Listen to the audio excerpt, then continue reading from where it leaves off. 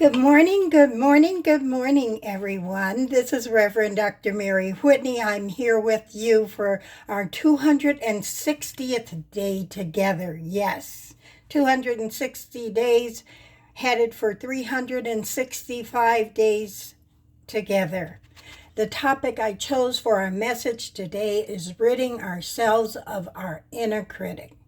For years, I believed I needed to be all that those in my life needed me to be. And after digging deep inside through practicing and training, I began exploring I could do more, learn more, and become very confident in expressing what had hindered my growth, expectancy for so many years.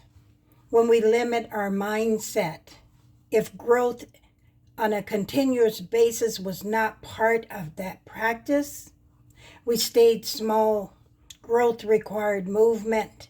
That means from a place of complacency to being motivated and stimulated to change.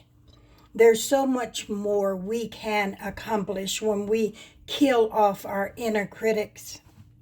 Will it be easy to stop our self-defeating conversations? And I will tell you, no, it will not.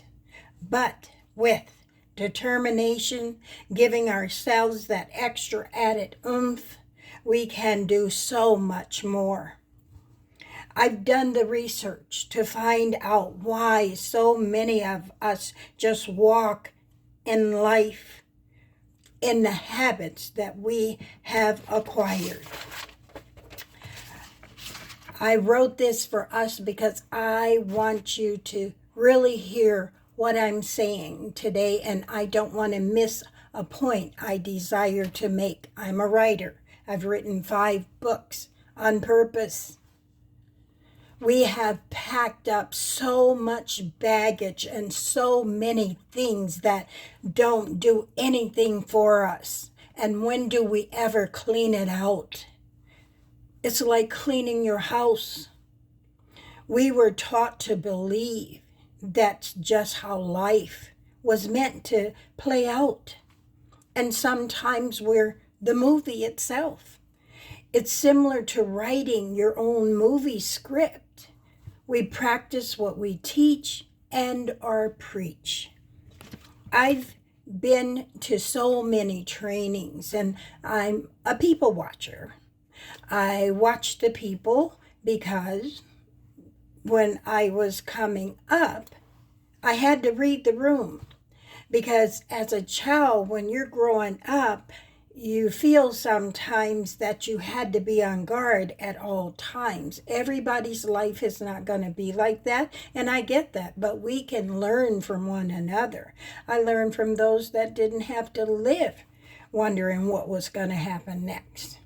The people I see in the trainings are rarely ever writing, and I be thinking, they must remember everything, because I don't remember everything, but when I write it down and I want to create something new, my pen, guys, never really leaves the paper. I'm always writing. It doesn't take a break. I don't practice taking breaks. I practice being focused. I feel what I don't recall will be in my notes. And then if I do desire to create best practices, I have so many different ideas and opinions and concepts that I'm taking in. But if I don't do it with the pen or the pencil, then I may forget a lesson learned that I should have kept to move myself forward in my life. It's my belief that the more we learn, the more we grow. If we are to help improve what has been deemed as best practices, that takes purposeful planning and thinking. When that voice inside our heads is accustomed to just spewing out prompts of never gonna be enough, They're more educated than we are. They're smarter than we are. They have a piece of paper that you may not have. I have plenty pieces of paper, but the paper is not who we are. It's a part of who we are. It may be a part of how you've gotten where you're at in your journey in your life, and it may have opened up some opportunities for you. But I've learned more by being in the room and being on the ground running, I call it, working with people, than I've ever learned in any manuscript that I've had, because I want to say, when you are working with individuals who sometimes have been dually diagnosed or who are going through different journeys in their lives that maybe you had never experienced, when you can talk to other people who have been through those things and have gotten through those things and know how to lay it out, it helps. It matters. Everything we need to know how to work with others is not in the book. So, guys, we set ourselves up to always believing we are less than another. We will be less than another.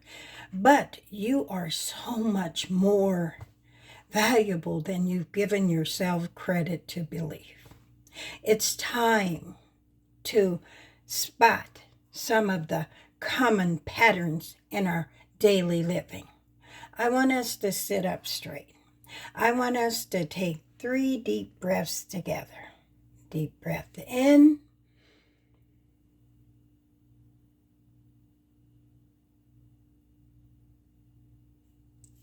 Deep breath out.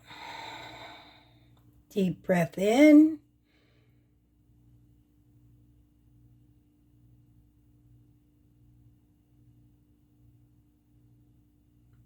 Deep breath out. Another gentle hug. Deep breath in.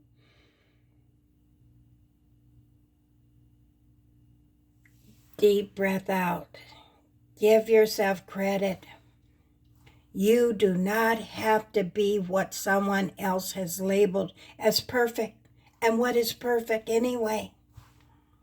What should it look like? Think about that question moving forward. Have you set yourself up for just being good enough? Or have you practiced becoming great? You are as great as you believe and give yourself permission to be. I am so proud of each and every one who have been with me these 260 days, right? And tomorrow, the Lord willing, we'll be together 261 days, headed for 365 days. And I thank each and every one who have liked, who have subscribed, who have shared our YouTube channel with others. And yes, would I like you to subscribe? I would. But if you don't feel like subscribing, it's not going to stop me from doing 365 days. I'm going to do it because I made a commitment to myself. It's like making a New Year's resolution that you can keep. This is a promise I plan on keeping for the rest of our journey together. I thank you. I love you. I care about you. We want you to be a part of our community. Be safe. And I will see you tomorrow on day 261. The Lord willing. Bye.